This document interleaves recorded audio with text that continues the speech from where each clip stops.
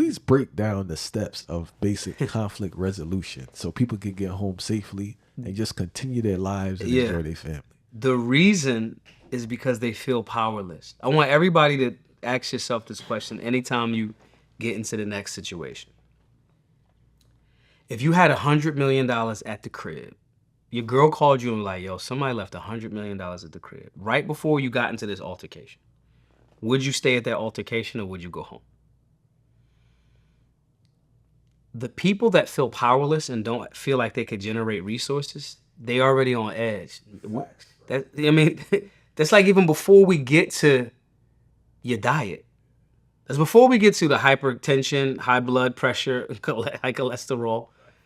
There is a holistic approach from the time that you were born to the time you die to extract resources off of you and kill you slowly the whole time. Come be a part of history and experience the sharing of wisdom from some of the most brilliant thought leaders in our community. Come see Muda Baruka, Styles P, Nori Muhammad, Lawrence Haja, Dr. Dorothy Holly, Dejaz Mach Kwasi, Deborah Hines, and Midwife Asasia impart their wisdom at Groundings with My Brothers and Sisters, a holistic health conference. A plant-based breakfast and lunch are included. Looking forward to seeing you there. Every angle of where you make the misstep is an industry designed to tax you and make money off of you. If I get you to spaz out and fight and shoot, boom. We towing the car, we taking the gun, we selling it, boom, that's money there. You got to hire a lawyer, court fees, judge. If you go to jail, we got a Whole Foods, you up in the mountains, you farming fish, you doing whatever, BMW show up, you got a decent stretch. Hey, you want to work for BMW making car parts? Then you get out, then you don't got no money, then you can't find a job, then you ate bullshit the whole time, you never changed your diet, you never worked out, then you die, now the funeral system, now we tax the funeral homes, Every step of you making a stupid decision is designed to empower an economy that has nothing to do with you or your family. So, conflict resolution is A, knowing that. B, this is the practical part, and I'll go into the spiritual component, what I believe.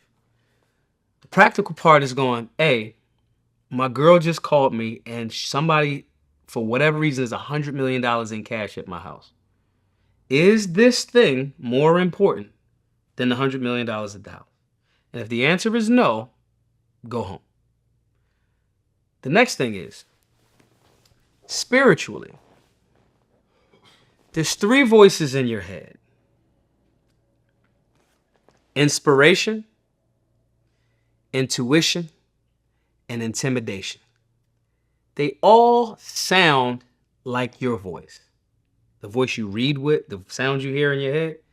Inspiration is from what people call God.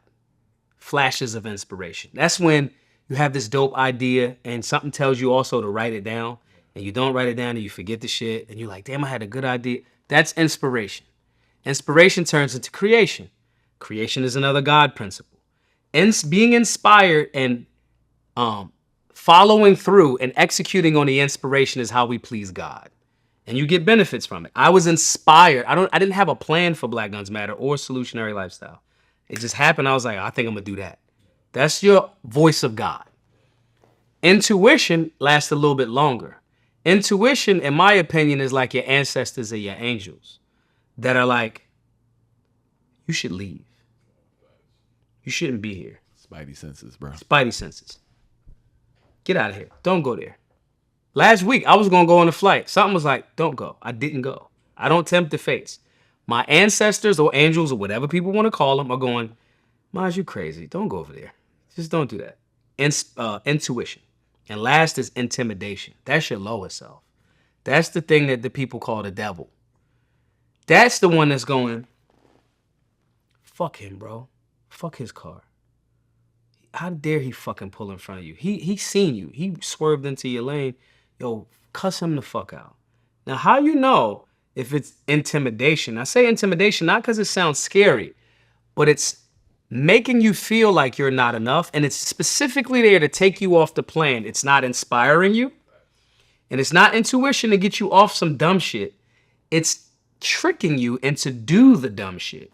if it's in relation to like the gym or health and fitness, right? If you hear that voice and you got 20 reps in that set and you at 17, and that's hard, it's supposed to be difficult. It's growing pains. And if you start hearing the voice going, you did 17, that's enough. Don't worry about it. You don't push the last 3. You work hard. You better than everybody else at home. That's getting you off your path. You've made a commitment to yourself. Intimidation is there to get you off the path, and that's the lowest self, and that's the devil. The way that you deal with so-called conflict, because most of this shit is not conflict. I'm glad you said that, man. Continue. Most of it is continue. It's just some stuff. Some stuff, bro. This happened. This guy swerved, and I was like, oh, well, he didn't hit me, so what reason would he have to be like, ha, ha, ha, ha, ha? Like, 2 things I want to add, man. You mentioned these eyes. I have to say inadequacy. You don't feel worthy to protect anything. Right. And I think if you're not doing anything, it's easier for you to engage in activities that throw your life away. Because you've never built, you have the tool to defend your life, yeah, but you've never built the equity up in your life. Right. And there's another thing I want to say is that, and I'm not projecting this on other people. You have to reach a certain heights to get here, but you have to understand the human psyche. Mm-hmm. Everything's not about you, bro. Nope. You know what I'm saying?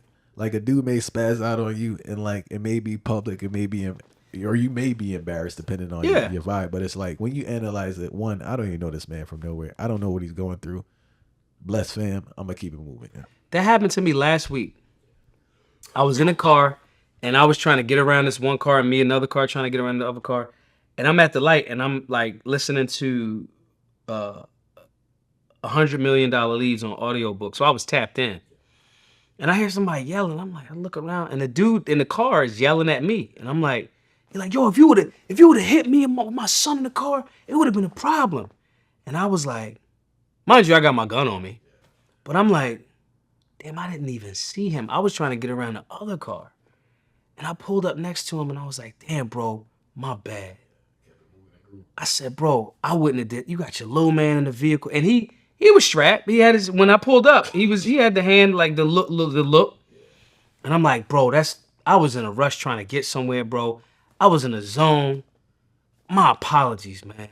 And I could see his face kind of be like, and he was like, oh, all right, well, thank you for, I said, for sure. The funny part was, that dude was speeding just as fast as I was. My point in saying that was, I'm definitely a better shoot than he is. I definitely can get to my firearm and put rounds. But why? What? I swear to you, I didn't see that man.